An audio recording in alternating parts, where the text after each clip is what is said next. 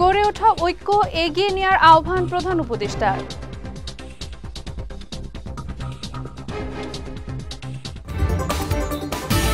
অন্তর্বর্তী সরকার প্রতিশ্রুতি পালন করবে আশা মির্জা ফখরুলের।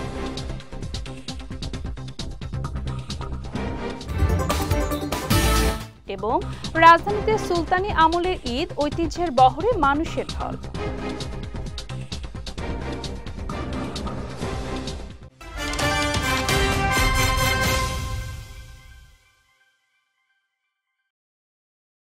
আসসালামু আলাইকুম। বিজয় রাতের সংবাদে আমন্ত্রণ জানাচ্ছি আমি সাদিয়া রেজওয়ানা তন্নি। শুনছিলেন শিরোনাম, এবারে বিস্তারিত।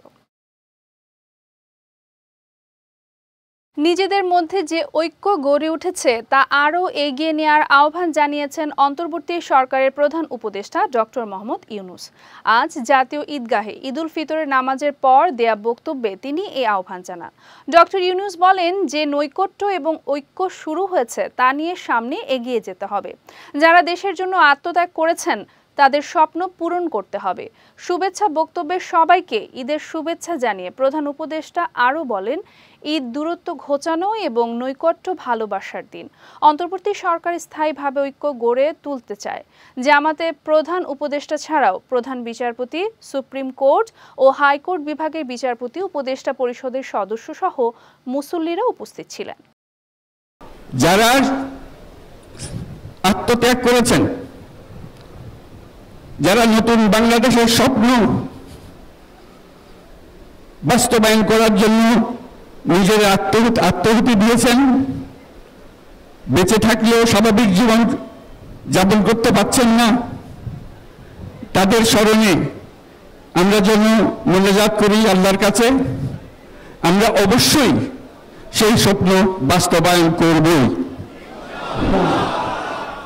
শত বাধা সত্ত্বেও, যত বাধাই আসুক, আমরা ঐক্যবদ্ধ জাতি হিসেবে এই নতুন বাংলাদেশ গঠন করব ইনশাআল্লাহ। অন্তর্বর্তী সরকার জনগণের কাছে যে প্রতিশ্রুতি দিয়েছে তা পালন করবে, এমনটাই আশা প্রকাশ করেছেন বিএনপি মহাসচিব মির্জা ফখরুল ইসলাম আলমগীর। আজ ঈদুল ফিতরের দিন সকালে বিএনপি প্রতিষ্ঠাতা জিয়াউর রহমানের কবর জিয়ারতের পর সাংবাদিকদের প্রশ্নের জবাবে তিনি এই আশা প্রকাশ করেন। ফ্যাসিবাদ সরকারের শাসনামল থেকে এবার ঈদ আনন্দময় পরিবেশে হচ্ছে উল্লেখ করে মির্জা ফখরুল বলেন, এবার মুক্ত ও আনন্দময় পরিবেশে ঈদ উদযাপন হচ্ছে। এ সময়ে আহমেদ আজম খান, আমানুল্লাহ আমান, মাহবুবউদ্দিন খোকন, রুহুল কবির রিজভী সহ বিএনপির অন্যান্য শীর্ষ নেতারা উপস্থিত ছিলেন। আজকের এই দিনে আমরা আশা করব যে যে দায়িত্ব দিয়েছেন সে দায়িত্বে সবাই সফল হবেন এবং বিশেষ করে অন্তর্বর্তীকালীন সরকার জনগণের কাছে তাদের যে প্রতিশ্রুতি সেই প্রতিশ্রুতি তারা পালন করবেন। আমরা আমাদের দলের পক্ষ থেকেও আমরা অবশ্যই সেই প্রতিশ্রুতি পালন করব বলে আমরা শপথ নিয়েছি। গণহত্যার বিচার চলাকালীন অবস্থায় দল হিসেবে আওয়ামী লীগের নিবন্ধন বাতিলের দাবি জানিয়েছেন জাতীয় নাগরিক পার্টির আহ্বায়ক নাহিদ ইসলাম। সকালে রাজধানীর জুরাইন কবরস্থানে জুলাই গণ অভ্যুত্থানে শহীদদের কবর জিয়ারত শেষে এই দাবি জানান তিনি। বলেন, আওয়ামী লীগ বিষয়ে অবস্থান স্পষ্ট, তাদের বাংলাদেশে রাজনীতি করার অধিকার নেই। 5 আগস্ট জনগণ রায় দিয়েছে, কিভাবে কার্যকর হবে তা দেখার বিষয়। এ সময় জাতীয় নাগরিক পার্টি জুলাই গণ অভ্যুত্থানে নিহত ও আহতদের পাশে সব সময় থাকবে বলেও ঘোষণা দেন নাহিদ ইসলাম। সুলতানি মুঘল আমলের ঐতিহ্যকে ধারণ করে ঢাকার রাজপথে হয়েছে ঈদ আনন্দ মিছিল। সকালে রাজধানীর আগারগাঁওয়ের পুরাতন বাণিজ্য মেলার মাঠের সামনে থেকে শুরু হওয়া মিছিলে অংশ নেন বিভিন্ন শ্রেণী পেশার মানুষ। মিছিলে ছিল সুলতানি মোগল আমলের ইতিহাস চিত্র সম্বলিত পাপেট, সুসজ্জিত শাহী ঘোড়া, ব্যান্ড পার্টি ও বাদ্যযন্ত্র। মিছিল শেষে অংশগ্রহণকারীদের করানো হয় মিষ্টিমুখ। রাজু আহমেদ ও হৃদয় খানের ছবিতে রাজধানীবাসীর ঈদ উৎসব ঘুরে আরও জানাচ্ছেন আশরাফুল ইসলাম। স্বাধীনতার পর প্রথমবারের মতো ঢাকার রাজপথে ঈদ আনন্দ মিছিল। সঙ্গে ছিল সুসজ্জিত 5টি শাহী ঘোড়া, 15টি ঘোড়ার গাড়ি, ব্যান্ড পার্টি ও বাদ্যযন্ত্র। ছিল সুলতানি মোঘল আমলের ইতিহাস চিত্র সম্বলিত পাপেট, যা অংশগ্রহণকারীদের মাঝে বাড়তি আগ্রহ সৃষ্টি করেছে। সকাল 8:30টায় রাজধানীর শেরেবাংলা নগরীর পুরনো বাণিজ্য মেলা মাঠে ঈদুল ফিতরের প্রধান জামাত শেষে শুরু হয় বর্ণাঢ্য ঈদ আনন্দ মিছিল। মিছিল শেষে অংশগ্রহণকারীদের সেমাইও মিষ্টি খাওয়ানো হয়। পরে সংক্ষিপ্ত সাংস্কৃতিক অনুষ্ঠানের মধ্য দিয়ে আয়োজন সমাপ্তি ঘোষণা করা হয়। ঈদকে আরও উৎসবমুখর করতে এই আয়োজন ঢাকা উত্তর সিটি কর্পোরেশনের। অংশগ্রহণকারীরা বলছেন, ব্যতিক্রম ধর্মী আয়োজন ঈদ আনন্দের উচ্ছ্বাস আরও বাড়িয়েছে। এই যে আজকে ঈদের দিন গেল, কত বড় মিছিল গেছে, আপনার জীবনে দেখছেন এরকম মিছিল? আমরা দেখি নাই। মানে পয়লা বৈশাখের উৎসব দেখছি আমরা, কিন্তু ঈদের উৎসবটা যে এইভাবে মানে সবাই সাথে সম্মিলিতভাবে হইতে পারে সেটা আমরা এই প্রথম দেখলাম। লক্ষাধিক লোকের সাথে খুব ভালো লাগতেছে। ঈদগাহ মাঠে নামাজ পড়লাম খুব সুন্দরভাবে, প্রথম ইতিহাসে সাক্ষী হতে পারলাম। আজকে আমরা ফ্যাসিবাদ মুক্ত হওয়ার পর এবং খুনি হাসিনা পালিয়ে যাওয়ার পর স্বাধীনভাবে প্রথম ঈদ উদযাপন করছি এবং এই ঈদের খুশিটা অন্যান্য ঈদের চেয়ে অনেক বেশি। এদিকে সর্বস্তরের মানুষের অংশগ্রহণে কানায় কানায় ভর্তি হয়ে যায় জাতীয় ঈদগাহ মাঠ প্রাঙ্গণ। সকাল 8:30টায় শুরু হয় ঈদের প্রধান জামাতে যোগ দেন প্রধান উপদেষ্টা। নামাজ শেষে সবাইকে ঈদের শুভেচ্ছা জানান তিনি। প্রথমবারের মতো কোনো সরকার প্রধানের পেছনে ঈদের নামাজ আদায় করতে পেরে খুশি মুসল্লিরাও। ঈদগাহতে নামাজ পড়লাম, ওখানে নামাজ পড়ে এসেছি। এখানে ডক্টর মোহাম্মদ ইউনূস এসেছিল। আমি 1990 সালে ঢাকাতে আসছি। এই প্রথম কোনো একটা ছেলের পিছনে একটা সরকার প্রধান, একটা রাষ্ট্রপ্রধানের পিছনে নামাজ পড়তে পারলাম। এই ঈদে প্রথম আমাদের রাষ্ট্রের মানে অ্যাডমিনিস্ট্রেটিভ প্রধান যিনি মাননীয় প্রধান উপদেষ্টা ডক্টর মোহাম্মদ ইউনূসের বক্তব্য শুনলাম। জি, এবারে পরিবেশটা আমার কাছে একটু আলাদাই মনে হয়েছে। নিরাপত্তা বেষ্টনী প্রচুর আকারে চোখে পড়েছে। হয়তোবা সম্ভবত আমাদের সাথে প্রধান উপদেষ্টা নামাজ পড়েছে, এই জন্য হইতে পারে। ঈদ মানে আনন্দ, ঈদ মানে খুশি। এই বাণীর মহিমা ছড়িয়ে পড়ুক পুরো মুসলিম উম্মার মাঝে। বিভেদ ভুলে এক হোক পুরো মুসলিম জাতি। পবিত্র ঈদুল ফিতরের বিশেষ ক্ষণে এমনটাই প্রত্যাশা ধর্মপ্রাণ মুসল্লিদের। আশরাফুল ইসলাম, বিজয় টিভি, ঢাকা। বিগত কয়েকদিন ধরে দেশের 4 জেলা ও 3 বিভাগের উপর দিয়ে মৃদু তাপপ্রবাহ বয়ে যাচ্ছে। আজ ঈদুল ফিতরের দিনেও তাপপ্রবাহ অপরিবর্তিত রয়েছে। সকালে আবহাওয়াবিদ মোহাম্মদ শাহিনুল ইসলাম স্বাক্ষরিত পরবর্তী 72 ঘন্টার পূর্বাভাসে এই তথ্য জানানো হয়। এতে বলা হয়, পরবর্তী 72 ঘন্টায় অস্থায়ীভাবে আংশিক মেঘলা আকাশ সহ সারা দেশের আবহাওয়া শুষ্ক থাকতে পারে। এছাড়া সারা দেশে দিনের তাপমাত্রা প্রায় অপরিবর্তিত থাকবে। তবে সিলেট বিভাগের 2-1 জায়গায় বৃষ্টি হতে পারে। এদিকে আজ সকালে ঢাকায় তাপমাত্রা রেকর্ড করা হয়েছে 26.9 ডিগ্রি সেলসিয়াস। এ সময় বাতাসের আর্দ্রতার পরিমাণ ছিল 86%। অন্যদিকে আগামী 5 দিনে সারা দেশে আবহাওয়ার উল্লেখযোগ্য কোনো পরিবর্তনের সম্ভাবনা নেই বলেও জানিয়েছে আবহাওয়া অধিদপ্তর। এবারে জেলা সংবাদ।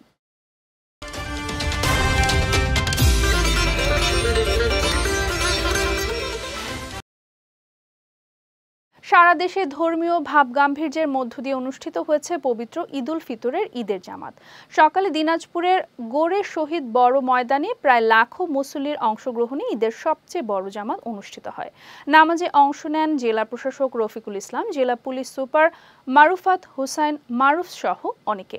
এদিকে বরিশালের বান্দর রোডের হেমায়েত উদ্দিন কেন্দ্রীয় ঈদগাহ ময়দানে ঈদের প্রধান জামাত আদায় হয়।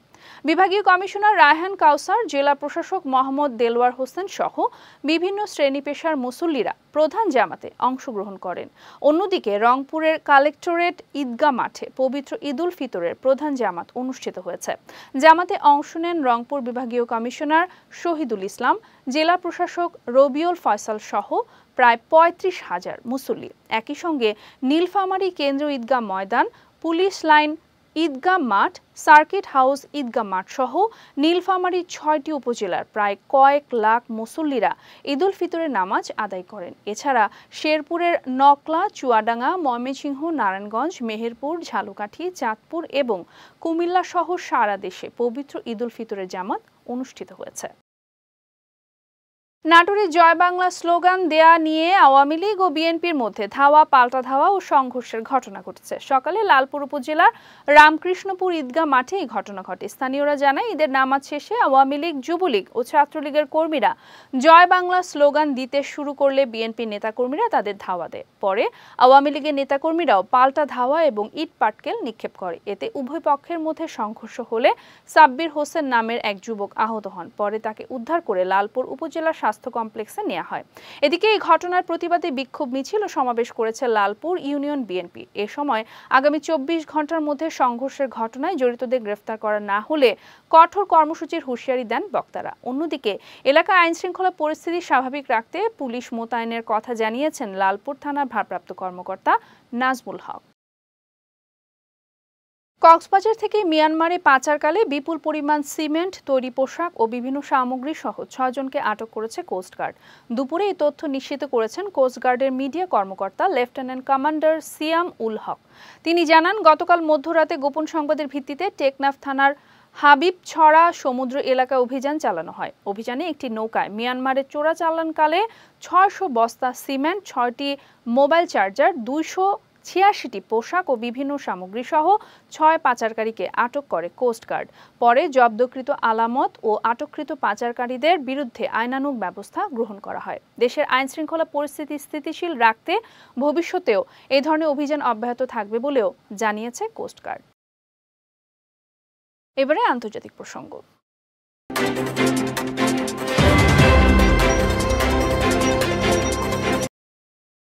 মিয়ানমারে ভয়াবহ ভূমিকম্পের পর 1 সপ্তাহের জাতীয় শোক ঘোষণা করেছে ক্ষমতাসীন সামরিক জান্তা। আগামী বৃহস্পতিবার পর্যন্ত চলা শোকের সময় দেশটির জাতীয় পতাকা অর্ধনমিত থাকবে। এর আগে শুক্রবার দেশটিতে ভয়াবহ ভূমিকম্প আঘাত হানে। এখন পর্যন্ত ওই দুর্ঘটনায় 1700 জনেরও বেশি মানুষ নিহত হয়েছেন। এছাড়া প্রায় 3500 মানুষ আহত এবং 3 শতাধিক মানুষ এখনও নিখোঁজ রয়েছেন। এদিকে মার্কিন ভূতাত্ত্বিক জরিপ সতর্ক করে বলছে, ভূমিকম্পে মৃত্যুর সংখ্যা 10,000 ছাড়িয়ে যেতে পারে। পবিত্র ঈদ উল ফিতরের দিন গাজায় ইসরায়েলি বাহিনীর হামলায় শিশুসহ অন্তত 64 জন নিহত হয়েছে। আজ এক প্রতিবেদনে সংবাদ মাধ্যম আল জাজিরা এই তথ্য নিশ্চিত করেছে।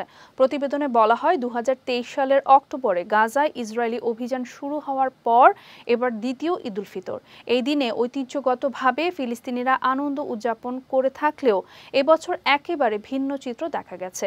এদিকে গাজার স্বাস্থ্য মন্ত্রণালয়ের তথ্য অনুযায়ী 2023 সালের অক্টোবর থেকে শুরু হওয়া ইসরায়েলি আগ্রাসনে গাজায় 50,300 জনের বেশি ফিলিস্তিনি নিহত হয়েছে। এছাড়া আহত হয়েছেন আরও 1,15,000-এর বেশি মানুষ। যাচ্ছে খেলা সংবাদে।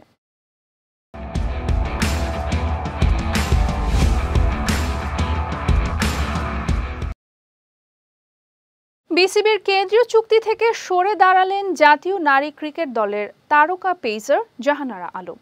বিসিবির নারী বিভাগের নির্বাচক সাজ্জাদ আহমেদ শিপন বিষয়টি নিশ্চিত করেছেন।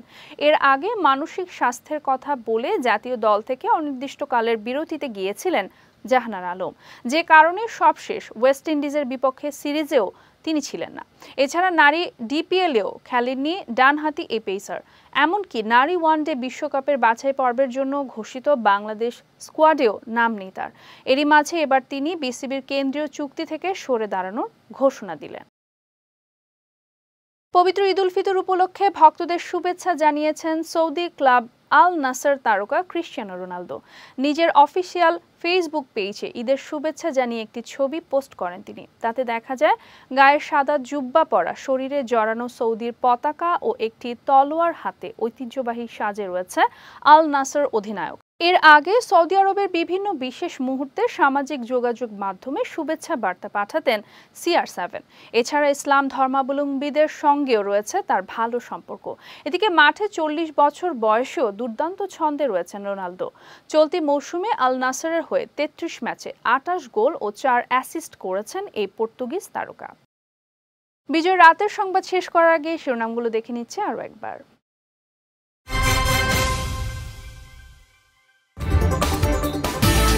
গড়ে ওঠা ঐক্য এগিয়ে নেওয়ার আহ্বান প্রধান উপদেষ্টার।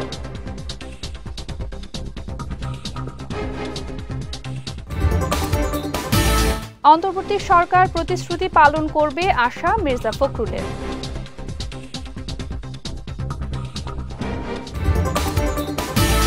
এবং রাজধানীতে সুলতানি আমলের ঈদ, ঐতিহ্যের বহরে মানুষের ঢল।